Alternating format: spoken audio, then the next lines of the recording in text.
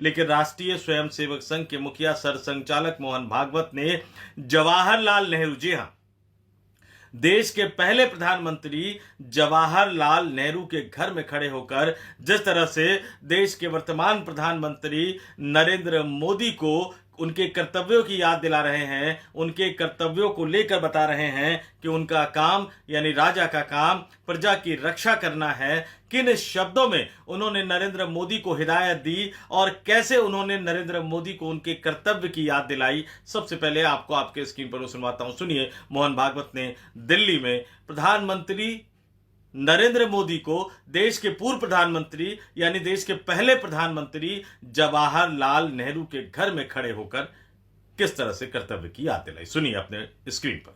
हम कभी भी अपने पड़ोसियों की कोई अपमान, कोई हानि नहीं करते, लेकिन ऐसा हम रहते हैं तो भी अगर कोई उतर आए बुराई पर तो हमारा दूसरा इलाज क्या है? राजा का कर्तव्य है प्रजा की रक्षा करना, राजा अपना कर्तव्य करेगा।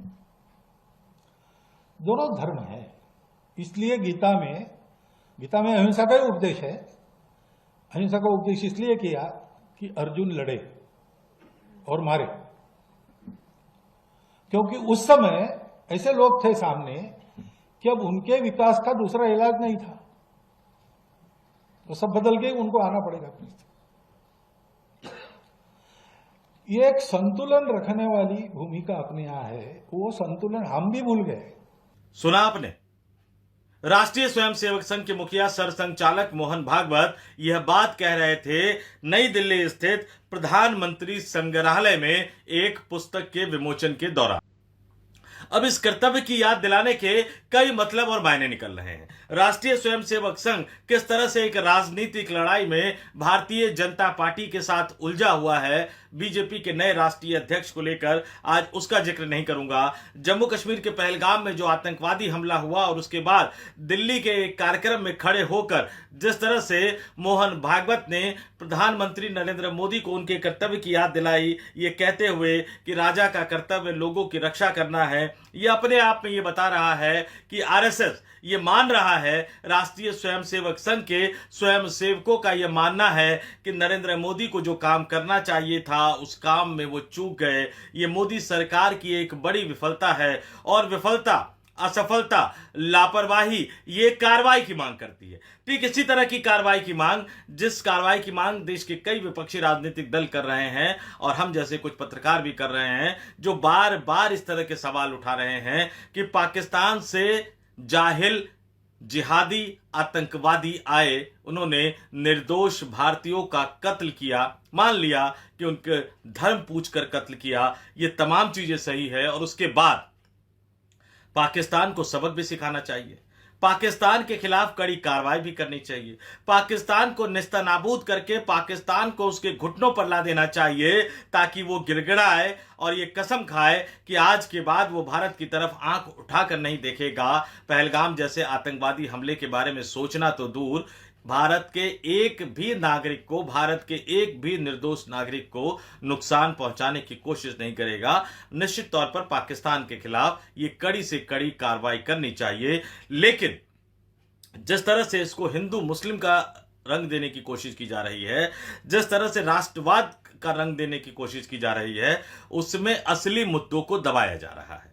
प्रधानमंत्री नरेंद्र मोदी का सर्वदलीय बैठक से नदारद रहना और उसी सर्वदलीय बैठक में सरकार का यह कबूल करना कि चूक हुई है, सुरक्षा बलों को इसकी जानकारी नहीं थी कि वहां पर्यटक जा रहे हैं।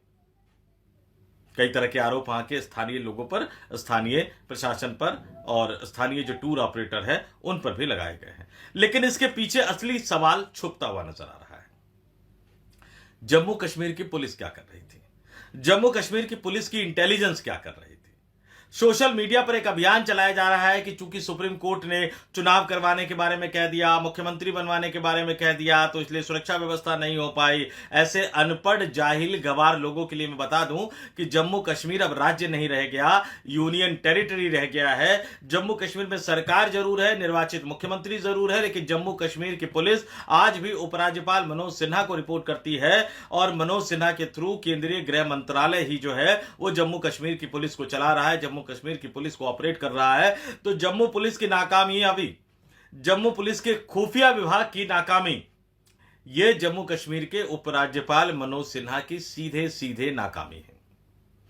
इंटेलिजेंस ब्यूरो क्या कर रहा था? दुनिया भर से भारत की सुरक्षा के मद्देनजर जानकारी जुटाने के लिए जो खुफिया एजेंसी काम करती है, उस रॉ के जासूस क्या कर रहे थे? पाकिस्तान में जो हमारे मॉड्यूल हैं, पाकिस्तान में जो हमारे जासूस है, समय रहते उन्होंने ये सूचना क्या हम तक नहीं पहुंचाई?